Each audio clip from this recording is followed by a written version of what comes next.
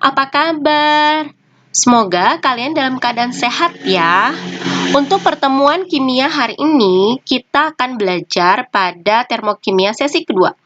Lebih menitikberatkan pada pembahasan penentuan delta H reaksi atau penentuan perubahan entalpi reaksi. Untuk bisa memahami penentuan delta H reaksi, Ibu mohon kalian tonton sampai tuntas video pembelajaran ini tanpa skip ya. Ayo kita mulai. Bagaimana sih cara menentukan delta H reaksi? Ada 4 cara anak-anakku. Yang pertama adalah kalorimetri. Kalorimetri ini metode penentuan delta H reaksi melalui sebuah praktikum atau percobaan kalorimetri. Dengan cara mengukur panas atau kalor yang diserap maupun dilepaskan dalam kalorimeter. Jadi alatnya kita butuh namanya kalorimeter. Ibu akan membuat video pembelajaran khusus untuk praktikum kalorimetri ini, ya. Yang kedua, bisa didasarkan pada hukum Hess. Hukum Hess berbunyi, besarnya kalor reaksi tidak bergantung pada jalannya reaksi, tetapi bergantung pada keadaan awal dan keadaan akhirnya saja. Ketiga, berdasarkan data entalpi pembentukan. Penentuan delta H reaksi dapat dihitung berdasarkan selisih antara jumlah entalpi pembentukan di produk dengan jumlah entalpi pembentukan di reaktan. Terakhir, berdasarkan data energi ikatan. Penentuan delta H reaksi dapat dihitung berdasarkan selisih antara jumlah energi ikatan reaktan dengan jumlah energi ikatan produk. Untuk lebih lengkapnya, kita akan bahas satu persatu. Kita mulai dari kalorimetri. Karena kalorimetri ini adalah eksperimen atau percobaan, maka ada beberapa istilah yang harus kalian pahami. Yang pertama, tentang kalor jenis. Diberi lambang C kecil. Kalor jenis ini adalah kalor yang dibutuhkan oleh 1 gram zat untuk menaikkan suhunya sebesar 1 derajat Celcius. Lalu, kapasitas kalor diberi lambang C besar adalah kalor yang dibutuhkan untuk menaikkan suhu suatu zat sebesar 1 derajat Celcius. Mohon dibedakan ya, kalau yang kalor jenis 1 gram zat untuk menaikkan suhunya sebesar 1 derajat Celcius. Sedangkan kapasitas kalornya yang dibutuhkan untuk menaikkan suhu suatu zat sebesar 1 derajat Celcius. Lalu, yang ketiga, hubungan antara kapasitas kalor dengan kalor jenis. C besar sama dengan C kecil dikalikan delta T, di mana C adalah kapasitas kalor, M di sini massa zat, C kecil kalor jenis zat, dan delta T adalah perubahan suhu. Ini akan lebih jelasnya ketika Ibu nanti membahas tentang praktikum kalorimetri ya. Berikutnya, dalam praktikum kalorimetri nanti ada beberapa perhitungan yang harus kalian lakukan. Perhitungan yang pertama adalah menghitung Ki reaksi atau kalor reaksi. Untuk menghitung kalor reaksi, kalian harus menemukan berapa Ki larutan atau kalor larutan, kemudian berapa Ki atau kalor dari kalorimetri. Rumus masing-masing untuk Ki larutan, M kali C kali delta T, dan untuk Ki kalorimetri adalah kapasitas kalor dikalikan delta T-nya dengan keterangan seperti berikut ini. Langkah kedua, setelah kalian mengetahui berapa harga Ki reaksinya, maka kalian harus menghitung berapa delta H reaksinya. Untuk menghitung delta H reaksi, maka kalian bisa menggunakan rumusan ini. Delta H reaksi sama dengan kalor reaksi dibagi mol. Tapi apabila Q-kalorimetri ini diabaikan, maka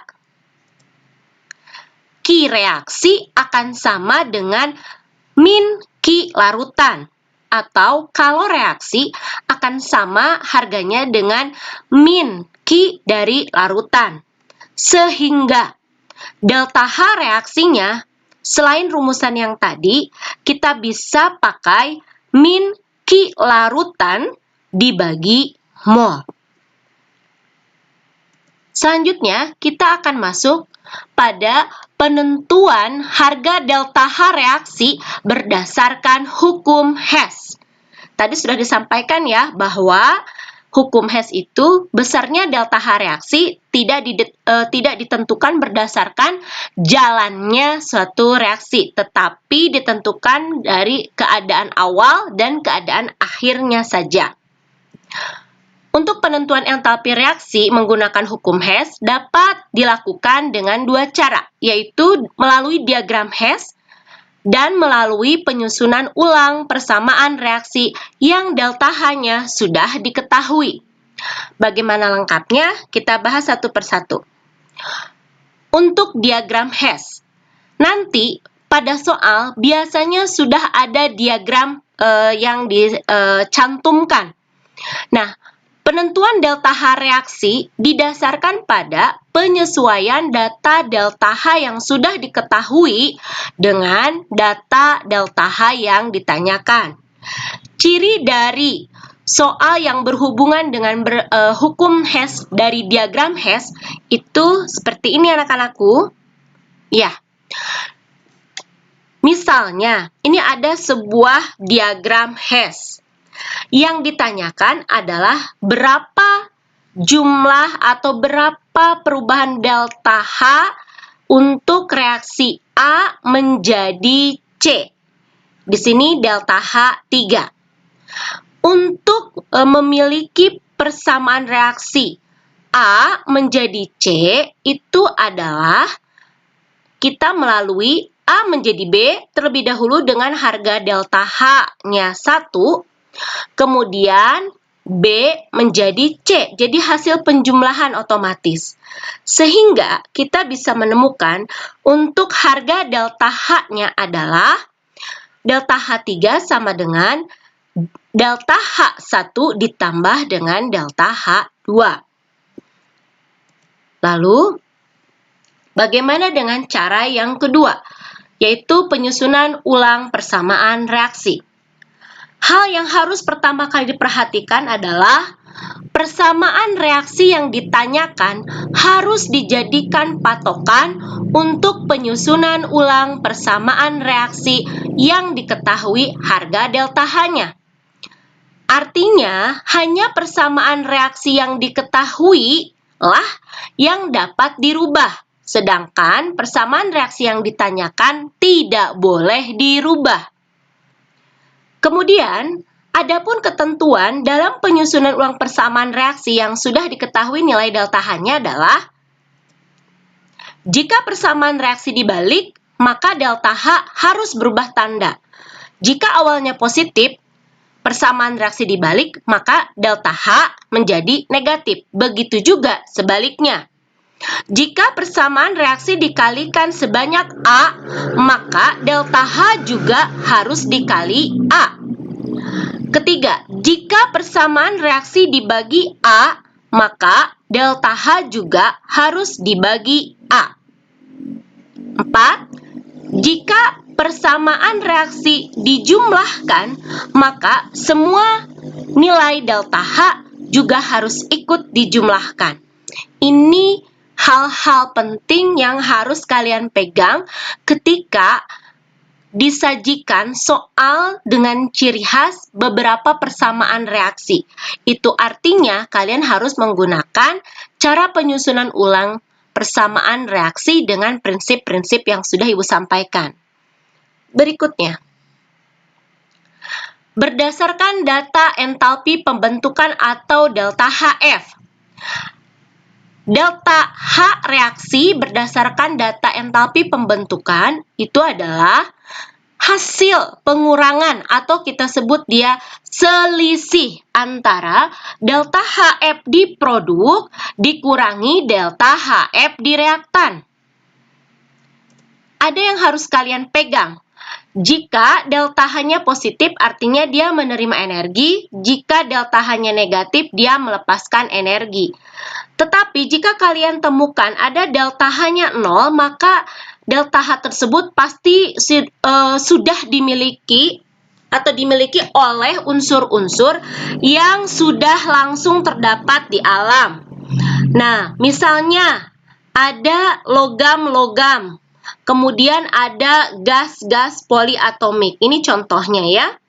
Nah, untuk rumusan delta H reaksi, selain kalian bisa menuliskan seperti ini, delta HF produk dikurangi delta HF reaktan, maka kalian juga memudahkan cara mengingatnya adalah kanan dikurangi kiri. Jumlah delta HF di kanan dikurangi jumlah delta HF di kiri. Berikutnya, berdasarkan energi ikatan rata-rata. Energi ikatan rata-rata adalah energi rata-rata yang dibutuhkan untuk memutuskan satu ikatan kovalen. Nah, setiap ikatan itu pasti membutuhkan energi yang berbeda-beda agar dapat diputus. Ingat, waktu kelas 10 bahwa persamaan reaksi itu pada dasarnya adalah pemutusan ikatan lama untuk pembentukan ikatan yang baru. Begitu ya. Kemudian, reaksi ini berlangsung dalam 2 tahap. Jadi, ada yang pemutusan ikatan yang terjadi di reaktan atau yang pada ruas kiri, dan ada pembentukan ikatan di produk atau yang ada di ruas kanan. Sehingga delta H reaksi adalah jumlah energi ikatan reaktan dikurangi jumlah energi ikatan produk. Kalau dibuat secara sederhana, maka kiri dikurangi kanan. Awas anak-anakku, terbalik rumusannya dengan data entalpi pembentukan yang tadi ya. Kalau data entalpi pembentukan tadi, kanan dikurangi kiri. Kalau untuk data energi ikatan, itu harus kiri dulu, baru dikurangi kanan. Jelas ya anak-anakku? Anak-anakku, terima kasih sudah menyaksikan video ini sampai dengan tuntas. Jangan lupa kalian like, share, dan subscribe video pembelajaran ini. Semoga semua yang sudah Ibu sampaikan bisa bermanfaat untuk kalian. Sampai jumpa lagi pada video pembelajaran berikutnya.